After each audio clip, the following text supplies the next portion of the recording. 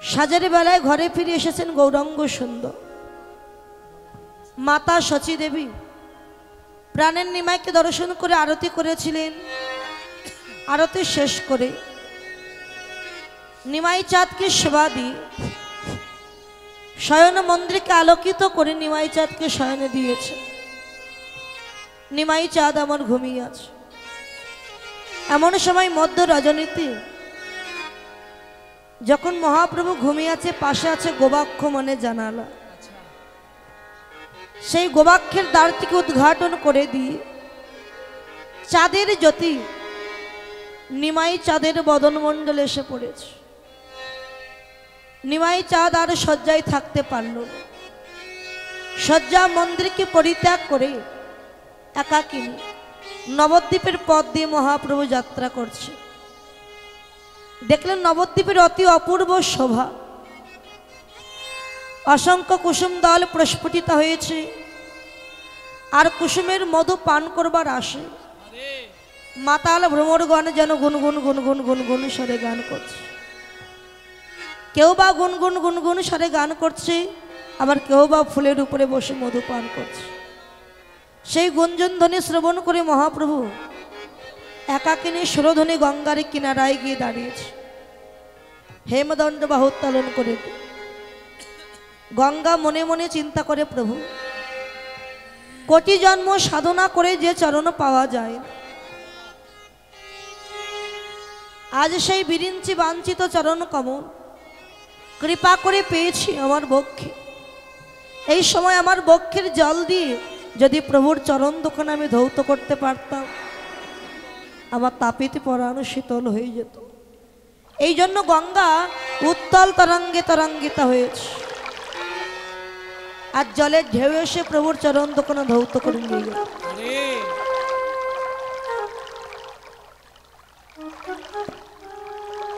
গঙ্গা কুলু কুলু তানে প্রবাহিত, চাঁদের জ্যোতি পেয়ে আনন্দে ঝলমল ঝলমল করছে গঙ্গা। গঙ্গার সেই ভাব দর্শন করে মহাপ্রভু ভুলে গেলেন যেটা নবদ্বীপ ধাম। মনে পড়ে গেছে সেই বৃন্দাবনের পরম ভক্ত যমুনার কথা মহাপ্রভুর মনে পড়ে গেল। তাই গঙ্গাকে দর্শন করে মহাপ্রভু যমুনা অনুমান করে উচ্চ স্বরে ডাক দিয়েছে, যমুনা, আরে ও যমুনা, তুমি কি বৃন্দাবনের সেই যমুনা? সেই যমুনা যদি হবে, তুমি কথা বলছো না কেন? একবার কথা বল। মহাপ্রভু উচ্চ স্বরে ডাক দিয়েছে, যমুনা,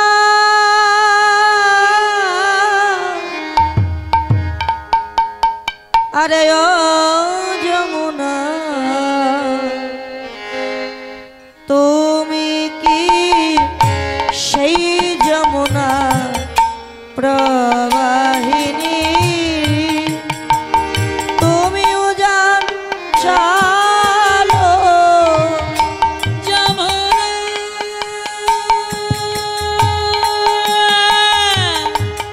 বলো ও যমুনা, তুমি কি আমার সেই যমুনা প্রবাহিনী?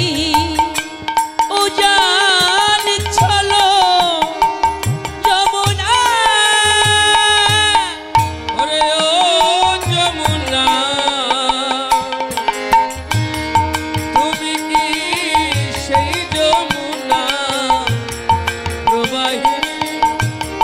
ও জান চলো যমুনা। কথা বলো না, বলো বলো, কথা বলো না, কথা বলো না, বলো কথা বলো না, আরে ও যমুনা, কথা বলো, বলো না ও যমুনা, কথা বলো না, আরে যমুনা কথা কইছো না কেনে? ও যমুনা কথা বলো বলো, যমুনা কথা বলছো না কেন? ও যমুনা কথা বলো না, লীলা হে লীলায়ার শরণ ধোয়ার, তুমি লীলা হে দিলেয়া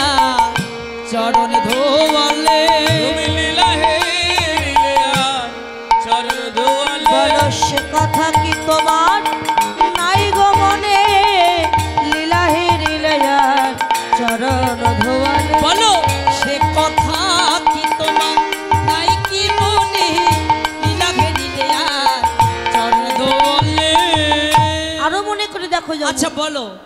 কোথা চারু চন্দ্র বলি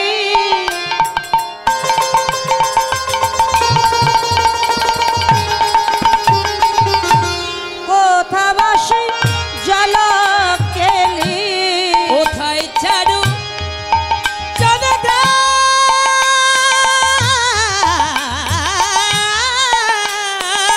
বলি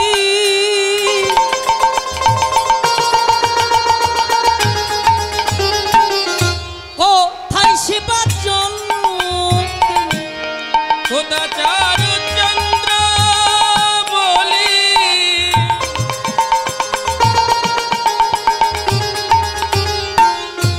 ওরে কোথা বাসি জল কোথায় রাস বিহারী হরিবল বংশীধারী বিনোদিনী কোথায় রাজবিহারী বংশীধারী বিনোদিনী কোথায় রাজবিহারী বংশীধারী বিনোদিনী যমুনা ও যমুনা তুমি কি আমার সেই যমুনা প্রবাহিনী উজাল চলো যমুনা